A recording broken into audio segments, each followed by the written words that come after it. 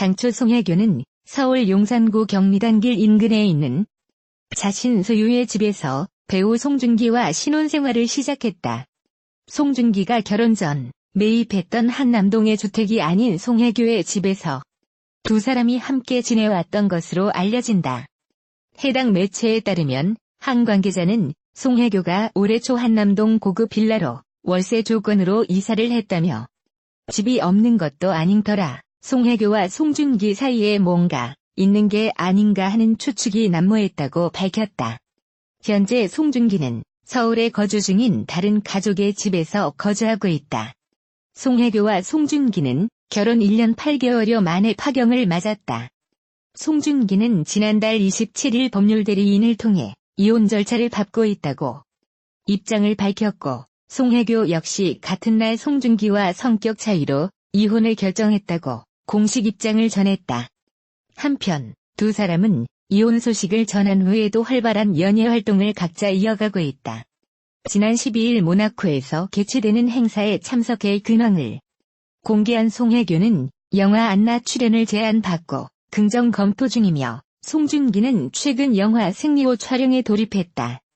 배우 송혜교가 이미 올해 초 송중기와 머물던 신혼집에서 떠난 것으로 알려지면서 송중기의 근황에 대한 팬들의 관심이 집중됐다.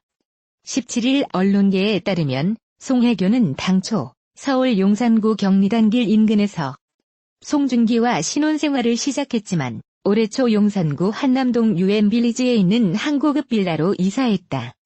한 매체에 따르면 당시 송중기와 송혜교의 해당 신혼집에서는 송중기의 흔적을 찾기 어려웠다는 지인들의 전언이 있다며 둘 사이에 뭔가 있는 게 아닌가 추측이 난무했다고 밝혔다. 실제 이 무렵 송송 커플의 불화설이 처음 불거지기도 했다. 지난 2월 차이나 프레스 등 중국 현지 매체들이 송혜교가 결혼 반지를 끼지 않은 채 찍힌 공항 사진을 근거로 불화설을 제기했다. 또 같은 시기 송혜교가 자신의 인스타그램에서 송중기의 사진을 삭제하기도 한 것. 이와 관련 송중기 한 측근은 현재 송중기는 기존 살던 집을 떠나 서울에 거주 중인 다른 가족의 집에서 함께 지내고 있다고 전했다. 한편 송중기와 송혜교는 1년 8개월 만인 지난달 27일 파경을 알렸다. 송중기와 송혜교의 이혼 조정은 빠르면 이달 말 마무리될 것으로 보인다. 세기의 커플로 불리던 송송 커플 배우 송중기 송혜교의 이혼 소식이 연일 화제를 모으면서 송중기 아버지까지 온라인 포털 사이트 실시간 검색어 1위에 랭크되는 등 후폭풍이 거세다. 디트뉴스24를 비롯한 여러 영예 매체에 따르면 대전광역시 동구 세천동 소재 송중기 생가에 있던 KBS2 드라마 태양의 후예 관련 현수막과 송혜교 사진이 사라졌다. 송중기 생가에는 현재 방영 중인 tvN 아스다련대기 영화 군함도 등의 현수막이 걸려 있지만 송송 커플이 부부의 연을 맺게 된 태양의 후예 관련 현수막이 사라지면서 이곳을 관리해오던 송중기 아버지가 사진을 치운 게 아니냐는 추측이 제기됐다. 해당 장소는 송중기가 태어나 어릴 적 지냈던 곳으로 송중기 아버지는 2016년 태양의 후예 신드롬 이후 자신의 집을 송중기 박물관으로 꾸며 대중에게 개방했다. 송중기에 앞서 증조 할아버지부터 4대가 함께 해온 유서 깊은 집이라는 뜻에서 송중기 생가라고 불렸다. 앞서 채널A 뉴스 특급 인터뷰에 응한 송중기 아버지가 송혜교도 내려와 자고 간 적이 있다고 밝힌 장소라 이 같은 변화는 의미심장하다. 송중기 아버지는 스포츠 경향과의 인터뷰에서 신부가 나이가 많은 게 조금 아쉽다면서도 결혼은 반대한 것은 아니다라고 말했다. 당연히 축하할 일이다라고 한 송중기 아버지는 중기가 가장으로서 책임을 질 수 있는 사람이 되길 바란다고 당부하기도 했다. 결혼 후 며느리인 송혜교를 응원했던 일화도 재조명되고 있다. 송중기의 아버지는 지난해 11월 지인들에게 문자를 보내 송혜교의 결혼 후 첫 드라마 복귀작인 tvN 남자친구의 본방사수를 요청한 일이 알려지며 화제를 모았다.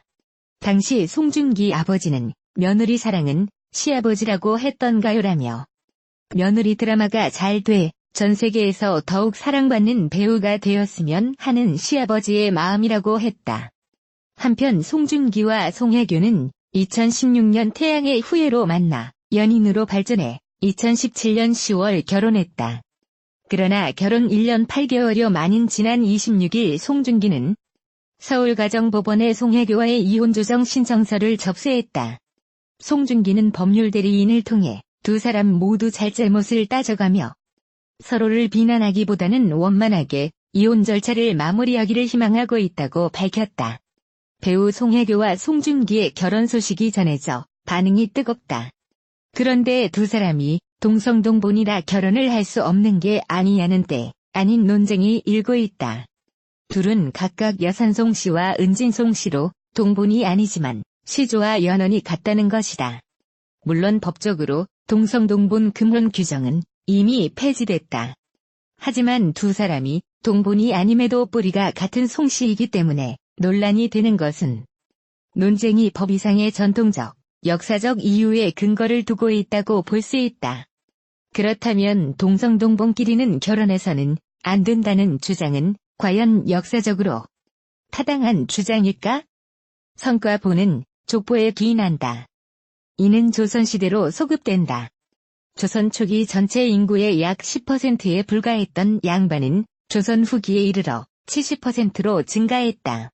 지금은 누구나 다 뼈대에 있는 족보를 갖고 있지만 조선시대에는 대부분의 족보는커녕 성씨와 본관조차 가지지 못했다. 심지어 조선 초기에는 양반들조차 제대로 된 족보가 없는 경우가 허다했다. 고려대 역사교육과 권내연 교수가 쓴 노비에서 양반으로 금어남원 여정원 노비 가계 200년의 기록은 한 인물의 가계를 살펴봄으로써 조선 후기 족보가 위조되는 과정을 보여준다. 저자는 단성현 오늘날의 경남 산청 일대의 호적 장부를 토대로 17세기 중엽 단성현에 살았던 수봉이란 인물의 가계를 추적한다. 수봉은 집안 대대로 노비였다. 심정량 가문의 노비였던 그는 토지 경작, 수공업 등 부업을 통해 노비임에도 비교적 많은 재산을 축적했다. 1696년 그가 50세가 되던 해에 국가적인 대흉년이 들었다. 이때 수봉은 자신의 재산을 국가에 헌납함으로써 대가로 면천을 받게 된다. 조상 대대로 이어졌던 노비의 굴레를 벗어나게 된 것이다. 이때까지만 해도 모든 노비가 그렇듯이 수봉에게는 성이 없었다. 김해라는 본관만 있었을 뿐. 아들 흥발대에 이르러 비로소 김씨 성을 획득하게 된다. 수봉은 김수봉이 되고 아들 흥발은 김흥발이 된다. 수봉 윗대의 조상들도 후손을 따라 김씨 성으로 호족에 기재된다. 물론 수봉과 김해 김씨의 혈연적 연관성을 찾기는 힘들다. 무난하게 흔한 성씨를 택한 것이다. 노비의 신분을 벗어난 수봉의 후손들은 이제는 양반의 지위를 획득하기 위해 분투한다. 우선 자기 집안의 내력을 감추고자 낯선 동네로 터전을 옮긴다.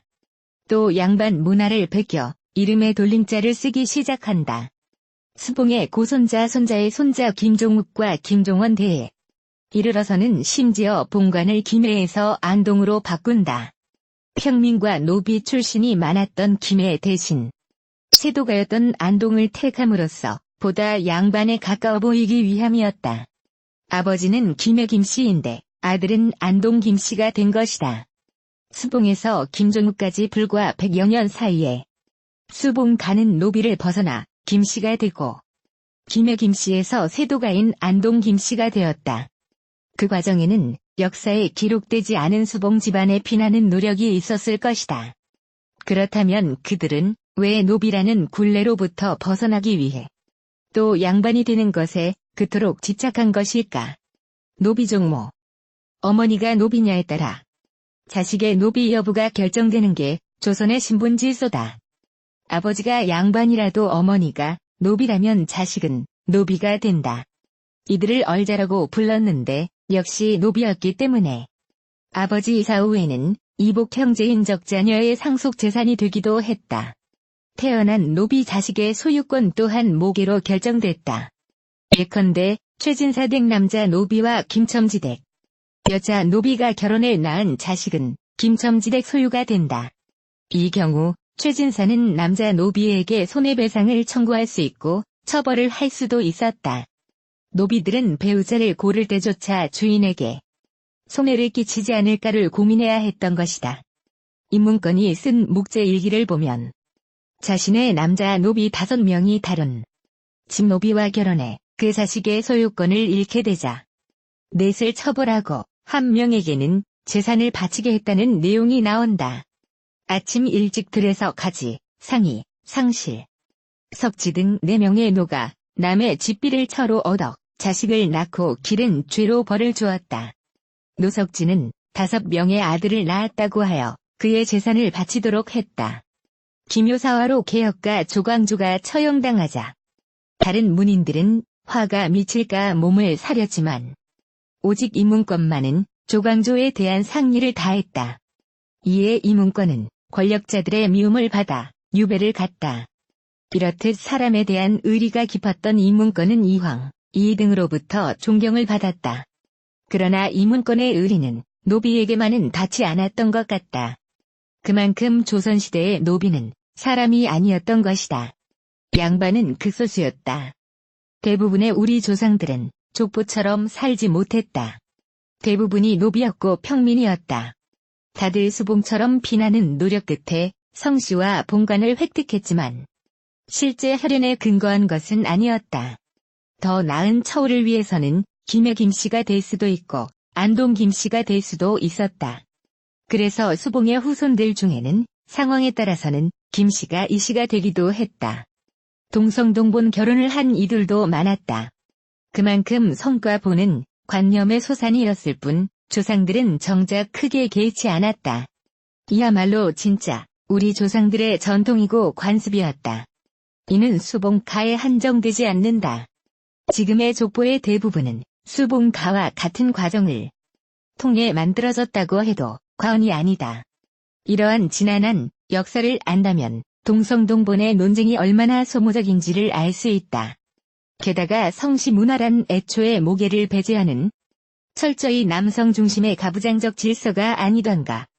오늘날 성시문화는 단지 자기 이름의 첫 글자인 성씨의 유래를 기억하는 것에 그칠 때 의미가 있을 것이다.